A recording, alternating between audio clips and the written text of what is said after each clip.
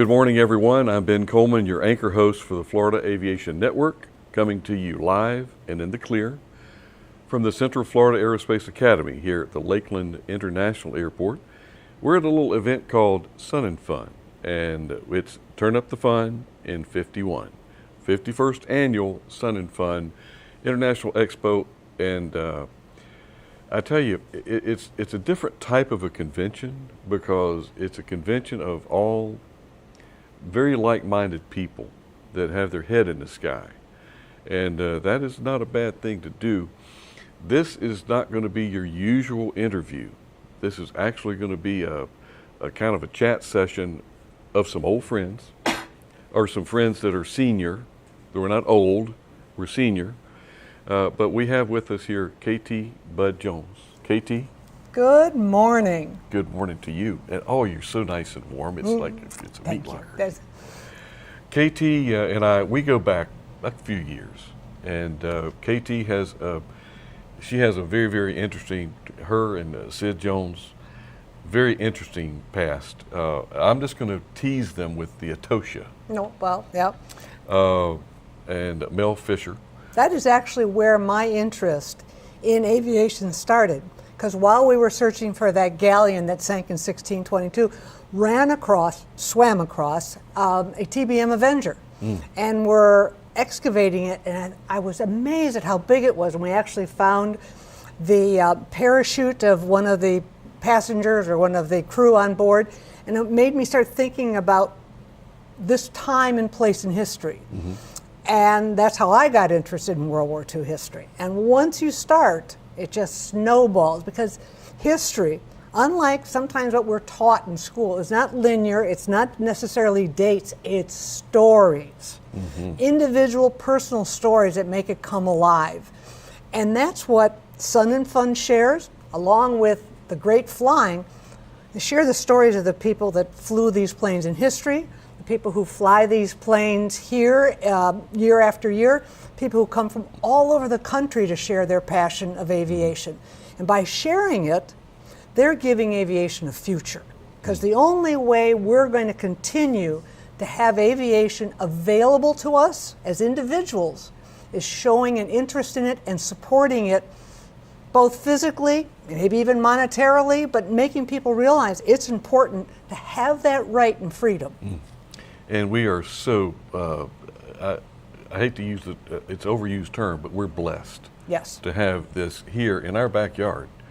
And you spend the majority of your time there at Stallion 51. And Lee we were thinking about having him here, but he's a busy man. He's a busy man. He is living his best life right now. He has spent 38 years sharing the cockpit with people, and that's an amazing possibility. Yes, you can read about history. Here you can see it flying, you can smell it, you can hear it, you can feel the rumble. But for some people, you have the opportunity to actually fly in these planes. And we do that at Stallion 51 because we have dual cockpit, dual control Mustangs. That allows the passenger to be more than just a passenger, but actually do the flying.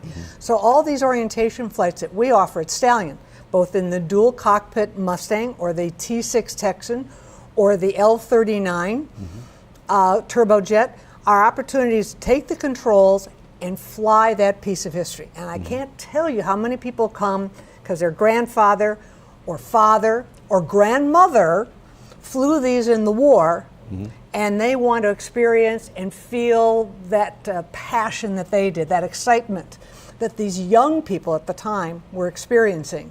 So they come and they fly with us, and it's an actual lesson. Every flight starts with a ground school and cockpit orientation, because we tailor the flight to your experience, your expectations, your experience altogether, and tailor it to what you want to do. And then you take the controls, and it's all taped so that you share it with everybody you've ever known in your entire life many times.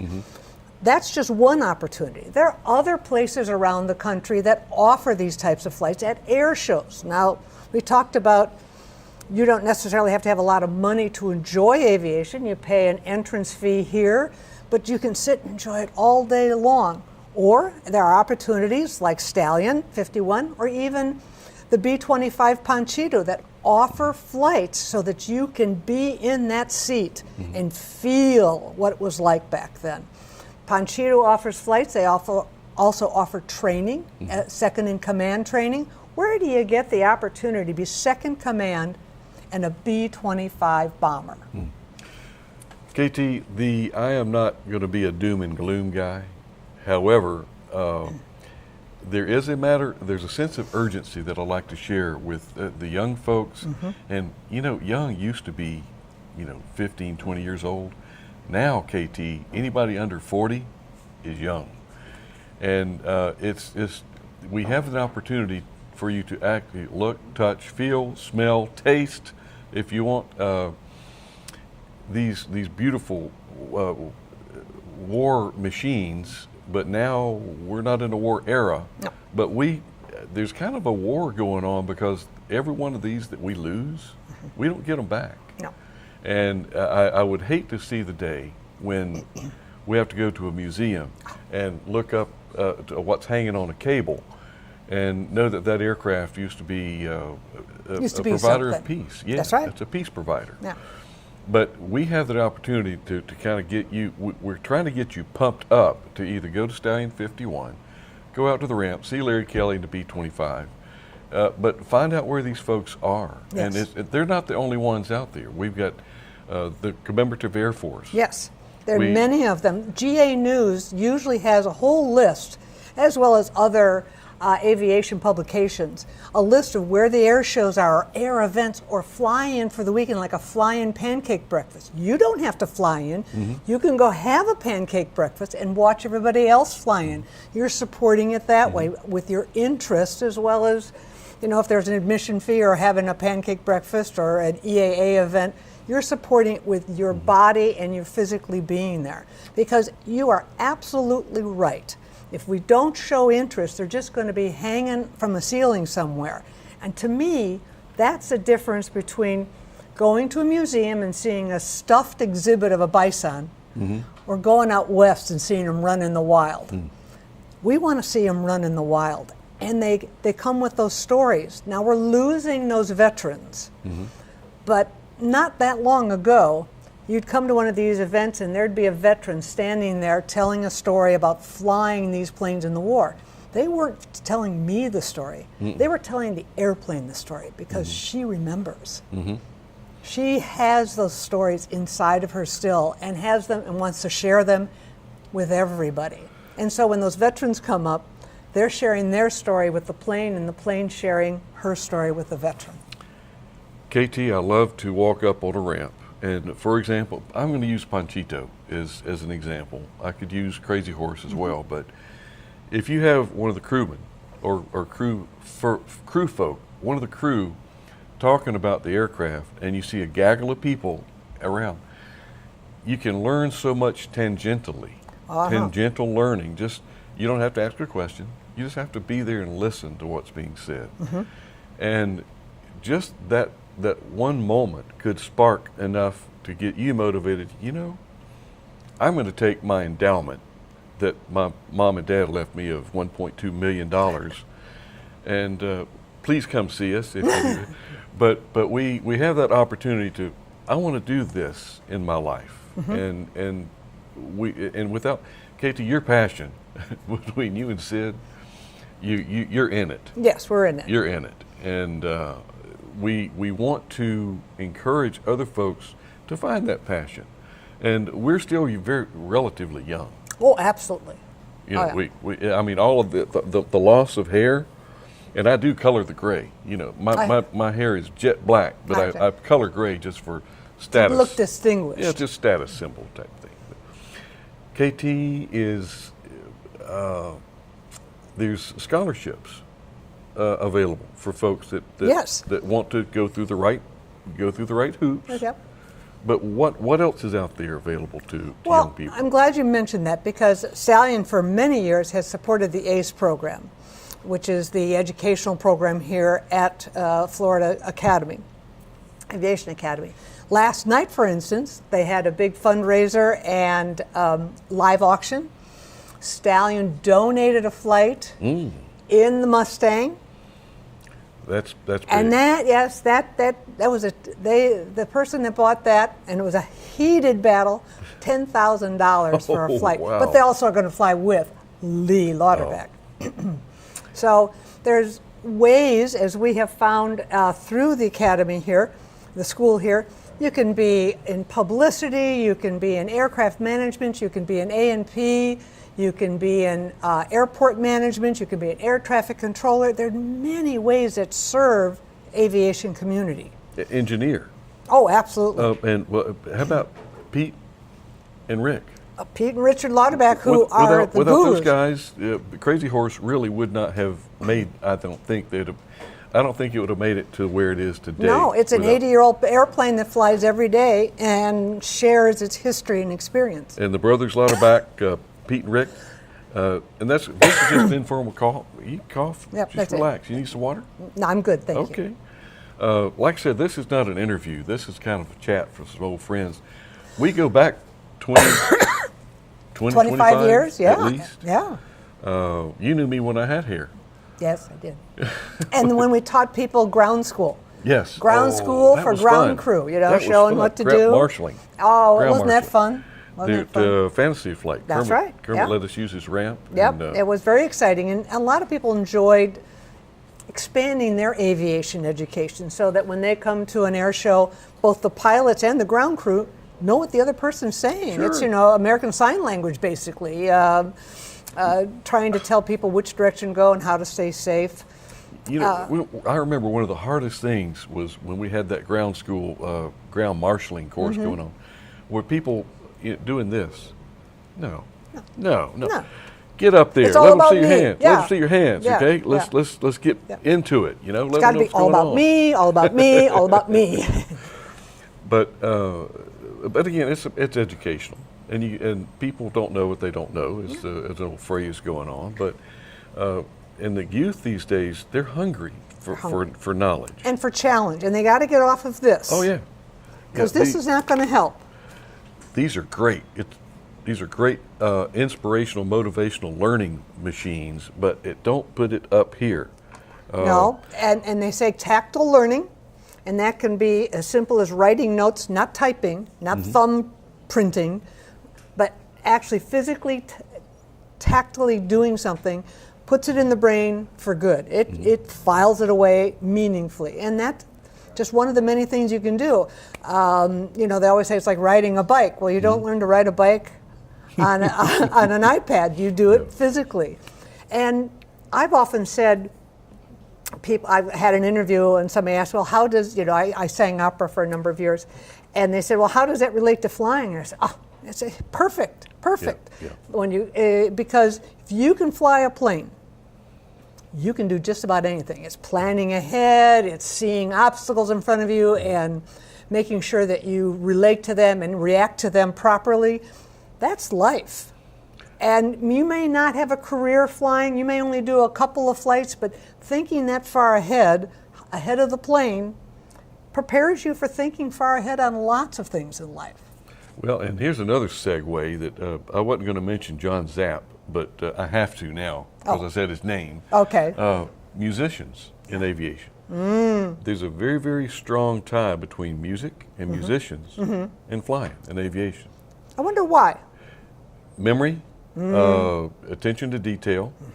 If you're sharp or flat, you know it on a note. In flying, if you're high or low, you know it. So it's attention to detail and the memory base of being able to memorize. There's some things you memorize in aviation, in aircraft, but some things you don't. We don't want you to memorize it. We want you to use a checklist. Use a checklist like reading music. I mean, you got to follow certain details. Your opera. You didn't just kind of hear a tune and hum it a little bit and then go out and sing an opera. No, a There's lot of study. memorization. Yeah, absolutely. And study music. You have to know music to sing opera. And it's all music's a lot of math. And of course, there's math involved in aviation. Just a basic understanding. Learning anything by rote, it might be there for a long time because you've learned it through a jingle or a tune, but to be able to use it take it from this situation, adapt it to this situation, you need to understand it. So I often tell people who are into flight, fly every type of plane you can fly, especially tail draggers. Oh, yeah. That broadens how you see things, understand it from different levels and different perspectives. It makes a big difference if you just broaden that horizon, all puns intended. I am so glad you brought up tail wheel. And when I grow up, KT, that's all I want to do is tail wheel endorsements. Oh. I've been encouraged to get my CFI, but it's all I want to do is give tail wheel endorsements. And because it teaches you so much about what those pedals are on the floor. They're not there as footrests, okay? No. And they're not there just for brakes if you're in that type of aircraft. Well, and you also fly with your whole body with a tail wheel plane. You don't need the ball and the center to know, whoop, I'm off. Your butt will tell you if you're out of whack. Coordination, and people see us doing this. And she's talking about the ball is the slip indicator. Where if you're out of coordination, the ball is going to be out. You got to get it in the center because that way you're in coordinated flight. But that's so important in aviation, and it has. I hate to. This is negative doom and gloom, but it's killed a lot of people of not knowing how to fly a coordinated flight. Well, and the same thing, it kills over 50,000 people a year in cars who don't know how to follow the rules and stay focused on what's at hand. Over 50,000 people a year. That's a lot more dangerous than airplanes, but yes. Yeah. Coordinated turns, you get distracted. It's one thing at a time. Aviate, navigate, communicate. Just keep aviating. It's your airspace until such time that you've told the tower, now I'll follow your rules. And this is something I do like to bring up, and this is a good time to bring it. But, there's one time that you can contradict and violate every rule, regulation, and standard that has ever been written. Okay. In an emergency. In an emergency, you can violate any rule. I'll fill out paperwork and write reports for weeks. But if I'm up there and I need to be down there, I'm going to do whatever it has to safely without hurting anybody else. We'll talk about it later. Yeah, we can talk. Let's talk about this on the ground. Yes. But right now, I got my hands full. Yeah. KT, the STEM education process, and I know that you're very, very much into education. You're an educator. What is out there for the STEM education for the small ones coming up these days? Other than the Aerospace Center for Excellence. Right. Come here, you're going to learn something. Yeah. I think just exposure, shall we say. I guess just exposing children of all ages to what's exciting about it. And let's face it, little kids, it's got to be a sight and sound. Get them out and touch and feel and get involved that way. Read books on it. Kids aren't doing enough reading today. And what great quality time for a parent to pick up a book on aviation, a kid's book, and read to their child. Good quality time for them, good reading. It's a great way to connect. And then they'll later pick them up.